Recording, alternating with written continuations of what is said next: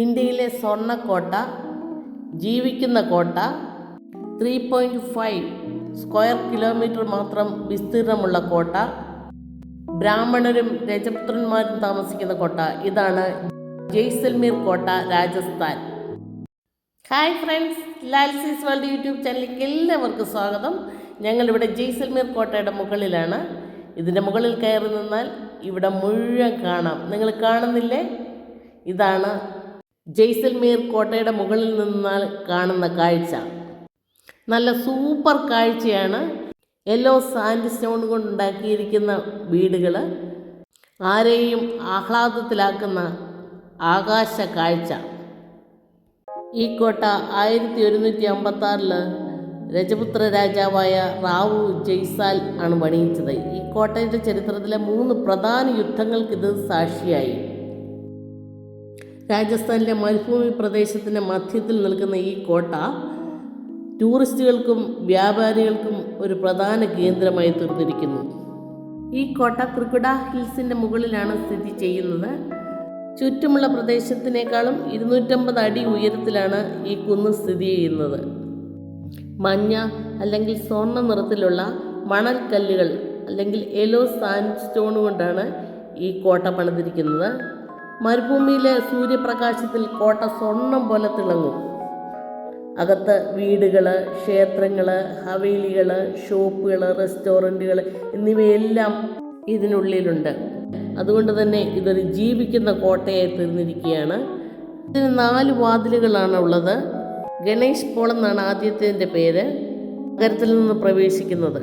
ഈ കാണുന്നത് ഒരു കിണറാണ്. കുറ്റം ചെയ്യുന്നവരെ പണ്ടുകാലത്ത് നേരെ കിണറ്റിലിടുക എന്നതായിരുന്നു അത്രേ. ഇതാണ് രണ്ടാമത്തെ ഗേറ്റ്, സൂരജ് പോൾ എന്നറിയപ്പെടും, അല്ലെങ്കിൽ സൺ ഗേറ്റ്. എല്ലാ സ്ഥലങ്ങളിലും മനോഹരമായ കൊത്തുപണികൾ നമുക്ക് കാണാവുന്നതാണ്. ഒരു മിഷനും ഒരു സൗകര്യമില്ലായിരുന്ന കാലത്ത് ഇത്രയേറെ മനോഹരമായിട്ടാണ് ഇവിടുത്തെ കൊത്തുപണികൾ ചെയ്തിരിക്കുന്നത്.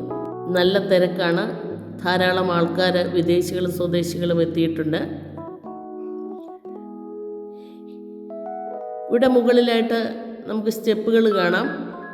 ചെറുതും വലുതുമായ ഉരുളൻ കല്ലുകളും നീണ്ട കല്ലുകളും ഒക്കെ നമുക്കിവിടെ കാണാം. അവ ശത്രുക്കളെ ഉള്ളിലേക്ക് പ്രവേശിപ്പിക്കാതിരിക്കാനുള്ള മാർഗമാണ്. അതുവഴി ഞൊഴിഞ്ഞു കയറുമ്പോൾ ഈ കല്ല് ഉരുട്ടി വിടുന്നതാണ് പതിവ്. ഇവിടെ ധാരാളം വ്യാപാരികളൊക്കെ ഉണ്ട്. രാജസ്ഥാനി ഡ്രസ്സുകളൊക്കെ ധരിച്ച് ഫോർട്ടിൻ്റെ ഉള്ളിലുള്ള ഫോട്ടോ എടുക്കാനുള്ള സംവിധാനങ്ങളൊക്കെ ഉണ്ട്. 3ാമത്തെ ഗേറ്റിൻ്റെ അരികിലെത്തിയിട്ടുണ്ട്. ഇതാണ് ഹവാ പോൾ അല്ലെങ്കിൽ വിൻഡ് ഗേറ്റ്. മുകളിൽ ചെറിയ ജനാലകളൊക്കെ കാണുന്നില്ലേ? അതാണ് ശത്രുക്കളുടെ ആഗമനം വീക്ഷിക്കുന്ന സ്ഥലവും അതുപോലെ തന്നെ സ്ത്രീകൾക്ക് ഇവിടുത്തെ പരിപാടികൾ കാണാനുള്ള സൗകര്യവും ഒരുക്കിയിരിക്കുന്നത്. സ്ത്രീകൾക്ക് അധികം പുറത്തേക്ക് വരാനുള്ള അനുവാദം കൊടുത്തിരുന്നില്ല. This place is quite cool, or you will feel bit air in between. So in the olden time the architecture is accordingly from north to south, south to north. So it's a cross air ventilation point. ഞങ്ങളുടെ guide എല്ലാം വിശദമായി പറഞ്ഞു തരുന്നുണ്ടായിരുന്നു. ഇതാണ് ഇവിടുത്തെ Annapurna fund. ഇതിനകത്താണ് ഗ്രെയിൻസും ഫ്രൂട്ട്സും സ്പൈസസും ഒക്കെ ധാരാളമായിട്ട് ഉണങ്ങി സൂക്ഷിച്ചിരുന്നത്. അന്ന് ഫ്രിഡ്ജുമൊന്നും ഇല്ലായിരുന്നുവെങ്കിലും വളരെ ഭംഗിയായിട്ട് കാര്യങ്ങളെല്ലാം രാജ്യത്ത് നടത്തിയിരുന്നു. അങ്ങനെ ഞങ്ങൾ 4ാമത്തെ ഗേറ്റ് കടക്കുകയാണ്. ഇത് അക്ഷയ് പോൾ എന്നാണ് അറിയപ്പെടുന്നത്. ഇത് കടന്നകത്തേക്ക് പ്രവേശിച്ചാൽ മഹൽ ഭാഗത്തേക്ക് പ്രവേശിക്കാൻ സാധിക്കും. രാജാവും രാജകുടുംബവും ഈ സെൻട്രൽ പോയിന്റിലാണ് മീറ്റിങ്ങുകളൊക്കെ വിളിച്ചു കൂട്ടുന്നത്. ധാരാളം ആൾക്കാർ ഇവിടെ ഒത്തുകൂടിയിട്ടുണ്ട്. കുറേ കടകളൊക്കെയുണ്ട്. കോട്ടയ്ക്കകത്തെ പ്രധാന ഫംഗ്ഷനുകളൊക്കെ നടക്കുന്നത് ഈ സ്ഥലത്ത് വെച്ചാണ്. ഈ കാണുന്നതാണ് രാജാവ് താമസിച്ചിരുന്ന കൊട്ടാരം. ഇതിൻ്റെ വലത്ത് സൈഡിൽ കാണുന്ന സ്ഥലത്താണ് രാജ്യമാർ താമസിച്ചിരുന്നത്. അതിന് ഓപ്പൺ ജനലുകളില്ല. പകരം ചെറിയ വർക്കുകളുള്ള ജനലുകളിൽ കൂടെ വേണം രാജ്യമാരെ ഈ പരിപാടികളൊക്കെ കാണാൻ. എല്ലാ ഫംഗ്ഷനുകളിലും നടക്കുന്നത് ഇവിടാണ്. 3 വലിയ യുദ്ധങ്ങളും അതുവഴി 35,000-ഓളം സോൾജേഴ്സ് കൊന്നൊടുങ്ങിയതും ഈ കോട്ടയ്ക്കുള്ളിലാണ്.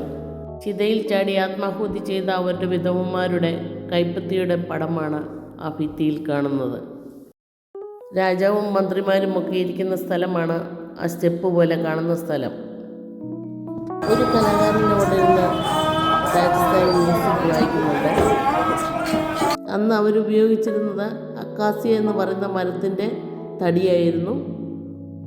അതിൻ്റെ ഏറ്റവും വലിയ പ്രയോജനം ചെതല് പിടിക്കാനില്ല എന്നുള്ളതാണ്. കതകിനും മേൽക്കൂരയ്ക്കും എല്ലാം ഉപയോഗിച്ചിരുന്നതാണ്. ഇത് കുതിരയെ സൂക്ഷിച്ചിരുന്ന സ്ഥലമാണ്. രണ്ട് വശത്തും കടകൾ നിറഞ്ഞ ഒരു മാർക്കറ്റിലൂടെയാണ് ഞങ്ങൾ കടന്നുകൊണ്ടിരിക്കുന്നത്.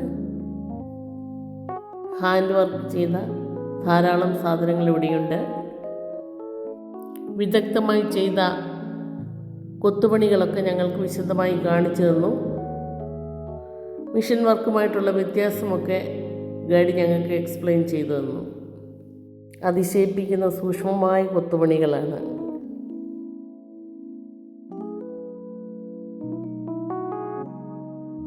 ധാരാളം സുവനീറുകളും രൂപങ്ങളുമൊക്കെ ഇവിടെയുണ്ട്.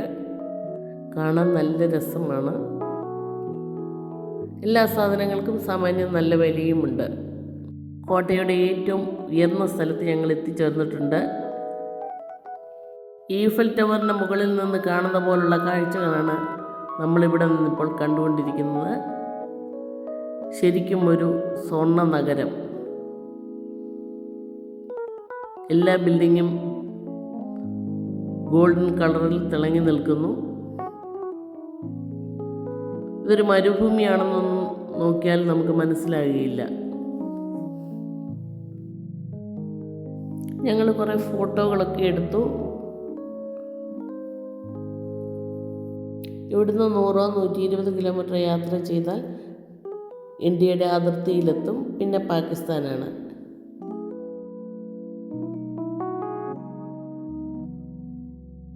ഇതിവിടുത്തെ അമ്പലമാണ്.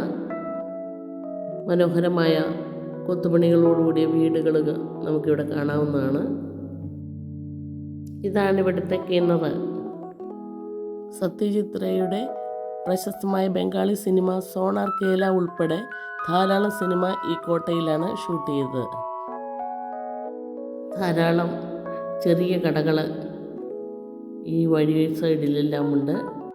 ഇതിവിടുത്തെ ജൈന ക്ഷേത്രമാണ്. ഇതിനെക്കുറിച്ചൊരു വീഡിയോ ഞാൻ ഇട്ടിരുന്നു, കണ്ടു കാണുമല്ലോ. കണ്ടില്ലെങ്കിലൊന്ന് കാണാൻ ശ്രമിക്കുക. ഈ വീഡിയോ ലൈക്ക് ചെയ്യാനും ഷെയർ ചെയ്യാനും കമൻറ്റ് ചെയ്യാനും സബ്സ്ക്രൈബ് ചെയ്തിട്ടില്ലാത്തവർ സബ്സ്ക്രൈബ് ചെയ്യാനും മറക്കരുത്. വീണ്ടും ഒരു വീഡിയോയുമായി വേഗം വരാമെന്നുള്ള പ്രതീക്ഷയോടെ നിർത്തട്ടെ. Thank you.